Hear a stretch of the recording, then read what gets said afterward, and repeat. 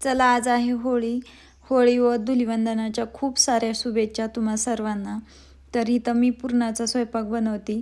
आज पुरणाच्या स्वयंपाकामध्ये मी पुरण जे आहे ना ते साखरेचा आणि थोडासा गूळ वापरूनच बनवणार आहे. आणि त्या पुरणामध्ये सुंठ, बडीशेप आणि विलायची, जायफळ टाकून घेतलं आणि पुरण जे आहे ना ते परतून घेतलं. पुरण बारीक करून घेते. आणि अशा साखरेच्या पोळ्या मी पहिल्यांदाच बनवलेत. कटाची आमटी बनवण्यासाठी कढीपत्ता, कोथिंबीर आपल्या दारातूनच आणली, म्हणजे शेतातच आहे. आणि माझी इथं बरीचशी तयारी करून घेतली. गुळवणी बनवलं आहे, पुरण तयार झाले, भज्याचं पीठ मळून घेतलं.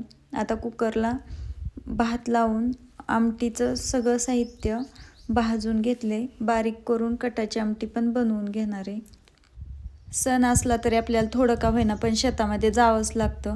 म्हणून मी थोडा वेळ शेतातनं जाऊन आल्यावरती स्वयंपाकाला लागली होती. आणि आता इथं नैवेद्यासाठी भात लावून घेतला आणि पोळ्या पण लाटून घेतल्या आणि सगळ्या शेवटी तळून घेतलं. आणि इथं होळीची तयारी करून घेतली. साध्या सोप्या पद्धतीने होळी पूजन करून घेणारे आणि गाईला नैवेद्य दिला.